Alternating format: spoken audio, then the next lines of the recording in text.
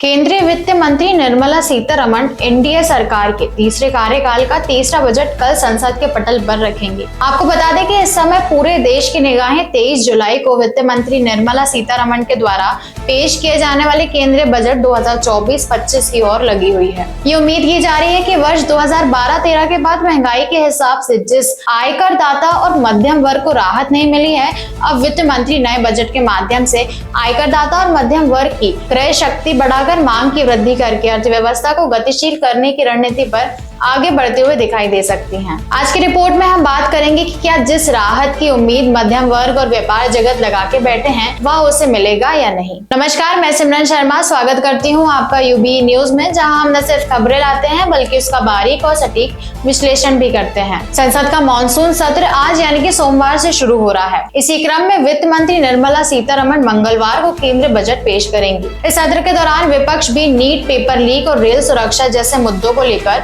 सरकार को घेरने की तैयारी में है। वहीं मंगलवार को लगातार 7वीं बार आम बजट पेश कर वित्त मंत्री निर्मला सीतारमण इतिहास रचेंगी। वह लगातार 6 बजट पेश करने के मोरारजी देसाई के रिकॉर्ड को पीछे छोड़ देंगी। देसाई 1959 से 1964 तक वित्त मंत्री थे और लगातार 6 बजट पेश किया था। इनमें से 5 पूर्ण और 1 अंतरिम बजट शामिल था। पिछले कुछ बजट की तरह ही 2024 का बजट भी पेपरलेस होगा। आम चुनाव की वजह से इस साल 1 फरवरी को अंतरिम बजट पेश किया गया था। सीतारमण सोमवार को संसद में आर्थिक सर्वेक्षण भी पेश करेंगी। वित्त मंत्री सीतारमण 23 जुलाई को आम बजट पेश करने वाली हैं। संसद की बिजनेस लिस्ट के मुताबिक लोकसभा में प्रश्नकाल के तुरंत बाद यानी कि करीब 1 बजे और राज्यसभा में 2 बजे वित्त मंत्री आर्थिक सर्वे पेश करेंगी। यानी दोपहर 2 बजे आर्थिक सर्वे को औपचारिक तौर पर सार्वजनिक किया जाएगा। इसके बाद 2:30 बजे मुख्य आर्थिक सलाहकार की प्रेस कॉन्फ्रेंस होगी। इसमें कोई दो मत नहीं है कि मध्यम वर्ग को राहत देने को लेकर विशेष रूप से कोरोना महामारी के बाद लगातार मांग तेज हुई है। सरकार ने विगत वर्षों में जहां गरीब लोगों के लिए ढेर सारी राहतों का ऐलान किया,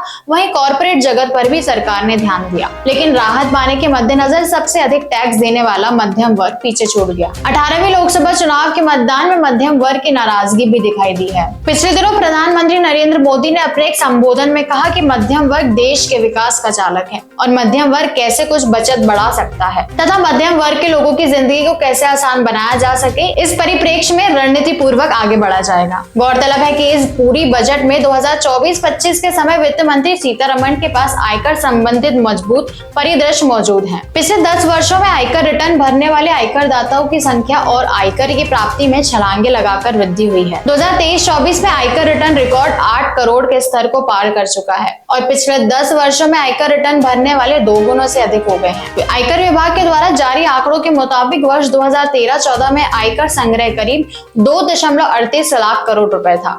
ये फिर तेजी से बढ़ता गया। ये वर्ष 2019-20 में 10.5 लाख करोड़ रुपए हो गया। कोरोना काल के कारण ये वर्ष 2020-21 में घटकर 9.47 लाख करोड़ रुपए पर आ गया था। ये वर्ष 2021-22 में 14.8 लाख करोड़ रुपए, वर्ष 2022-23 में 16.64 लाख करोड़ रुपए और वर्ष 2023-24 में 19.58 लाख करोड़ रुपए हो गया। ऐसे में वित्त मंत्री सीतारमण मजबूत वित्तीय मुट्ठी से आयकर के नए और पुराने दोनों स्लैब की व्यवस्थाओं के तहत करदाताओं व मध्यम वर्ग को अभूतपूर्व राहतों से लाभान्वित कर सकती हैं।